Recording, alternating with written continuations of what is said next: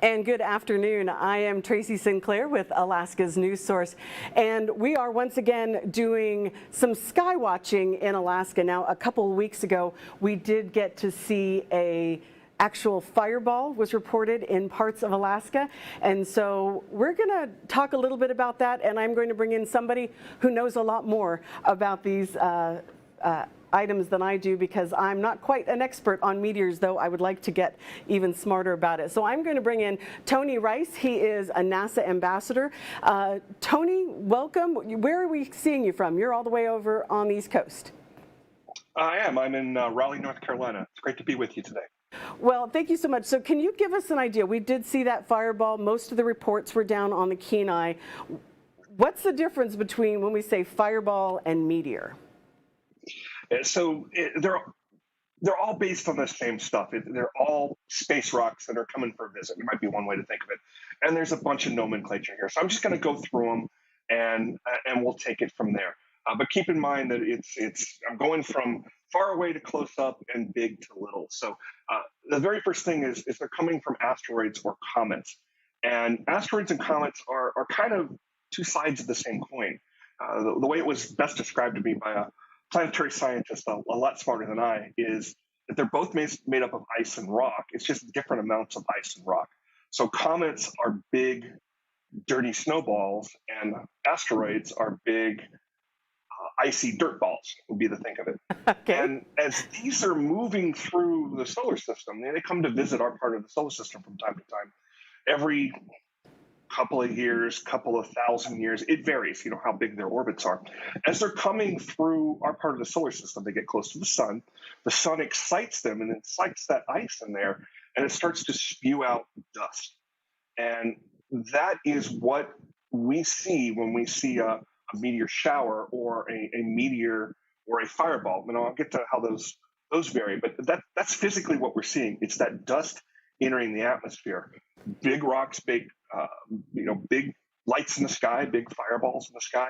Little ones make the little meteors that we like to see during meteor showers. I'll ask you this: how big do you think the actual physical rock is when you're seeing a good-sized meteor streaking through the sky? We might call it a shooting star. What's your guess? I mean, it looks huge. It does, doesn't it? Because it's got to, if I'm seeing it on Earth and I know it's happening at the top of the atmosphere, it looks like it's got to be huge. It's the size of a grain of sand, and some of those really, really bright ones, the best comparison I've seen, if you're familiar with the cereal Grape Nuts, next time you're at the store, grab a box of Grape Nuts, pour that in your hand. That's those really bright meteors. That's about how big they are. Of course, they're made of rock, but it's amazing how bright they can get. And that just speaks to what's happening in the atmosphere. As these rocks are coming through the atmosphere, it's generating all of that friction and heat, and there's plasma that forms around it, and that's what's burning up that rock. So is it just we're there? Is it just the fact that it is hitting our atmosphere so fast? Thousands is that of way? Miles an hour, yes. So that's what's making it make it look so big to us. Mm-hmm. So you ask about meteors and fireballs. So let's break that down a little bit. They're the same thing. One is bigger than the other. One is brighter than the other. A fireball is any meteor that is really, really bright. It is brighter than Venus. We've all seen Venus in the evening or morning skies. It's the brightest thing up there, other than the sun and the moon. So it's really, really bright. These fireballs can be horrendously bright, really, really bright. Now, when they explode and they create an even bigger flash of light, we call that a bolide. Just to throw some more names on the fire, but again, these are all just rocks that are coming into our atmosphere. It seems like a really rare event. I'm looking at some of the reports for Alaska, and you were able to see two just recently. You mentioned one of them, so it seems like something that's super rare. But if you think about it, 75% of the Earth, give or take, is water. So this is happening all the time. There's just usually not anybody around to see it. And so we did see a couple of those fireballs in Alaska, and I've got video of one of them. Let me put that up really fast. You can see it. It's kind of in the distance. This was taken in Anchorage, but when I think meteor, I think, as we discussed, shooting star. Very fast. It's zipping through the atmosphere. This looked almost slow motion compared to that. It looked like it was almost a plane moving through. Why do they look like they're moving so much slower? Are they moving slower? They really aren't. The speeds can vary, and we know with the various meteor showers as they go through the year, we know exactly when they're going to happen. We know when they're going to peak because we're going through that again, that trail of dust that was left behind the last time that parent meteor or comet, or I'm sorry, asteroid or comet went through. But the reason they look a little bit slower is not so much because of the varying speed, more because it's far away. I suspect the viewer that sent that in was probably a good distance away from where that path of the meteor was traveling. Okay, and I just want to say hi. We're getting a couple people saying hi. We got somebody in from Phoenix. Thank you. And Kathleen, hi from Ireland. Love to see that on our Facebook page. That's pretty impressive. So let's talk meteor showers because we've got a couple pretty good meteor showers coming up. The first is the Orionids. That peaks actually, I think, next Wednesday night into Thursday. Good news, bad news for Alaska. Good news is it's another moderate meteor shower. Those are always fun. We can, if you're in a rural area, you can, from that particular meteor shower, you may see as many as 20 meteors, but usually tamp that down. If you're in closer to city lights, I would generally have those numbers. The bad news this year is, and it varies from year to year, is we're not going to see as many meteors out of the Orionids because of that full moon that you have noted on the screen there. Leonids, the same story. We're going to have the full moon that's going to be competing there. The moon isn't full every year on these big meteor showers that we've got circled on our calendars that are worth going out and seeing.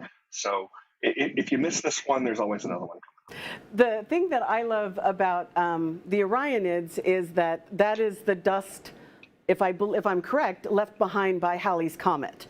And you're absolutely correct. And we have such, we've placed Halley's Comet so high in the sort of fascinating bits of our world that it's just fascinating to me that we're still running into the dust of that comet as it moves through. And as a meteorologist, it's really, really tough to come up with a 100% accurate forecast of what's going to happen tomorrow or next week or farther than that. We have the same trouble with meteors.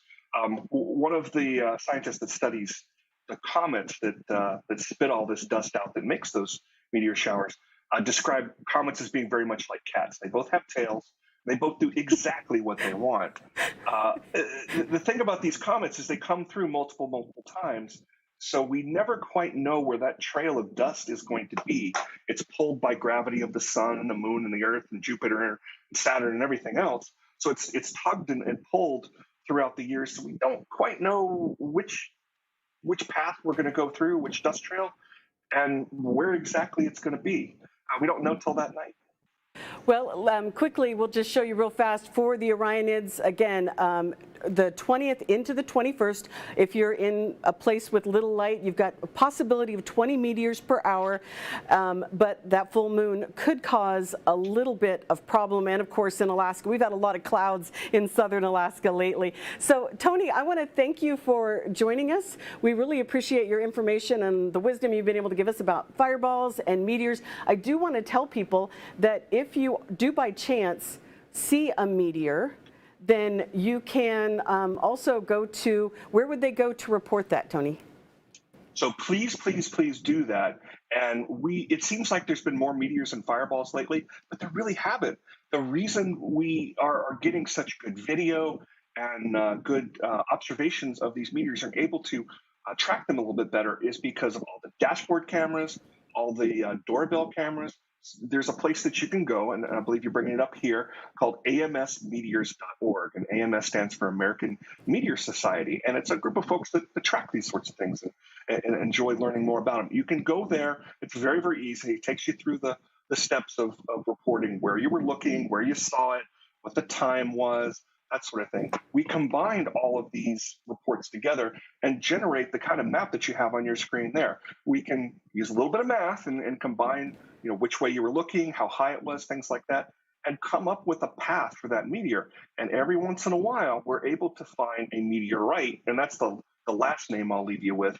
That's a meteor when it makes it to the ground. Those are very, very rare, but it's these kind of reports that allow us to figure out where to go look for that meteorite. That is very, very cool, because I hadn't even thought about that. Because they, like I said, those fireballs look like they might actually be hitting the ground, and this would be a good way for you to find out if it actually did. That's correct.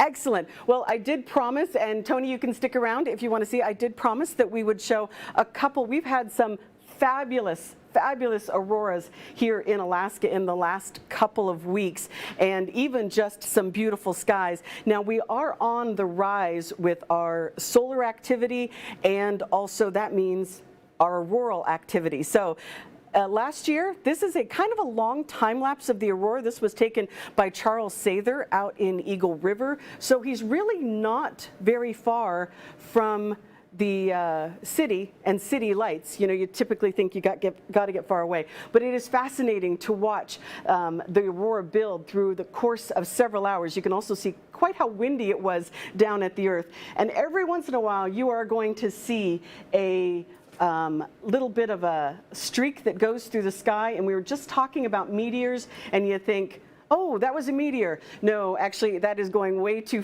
slow for a meteor. That is actually just a plane that came through, and you happen to catch it on the time lapse, because honestly, a meteor would be so fast that it wouldn't actually appear on a time lapse like that, so it just zips through. We want to thank Charles for sending that in. Now, if you would like to send us your photos or video of the aurora, because you know we're always looking for those sorts of things, the easiest way to do that is to go to alaskasnewssource.com, and if you go there, let me see if I can bring that up real fast. If you go to alaskasnewssource.com, up in the corner it says submit photos and videos.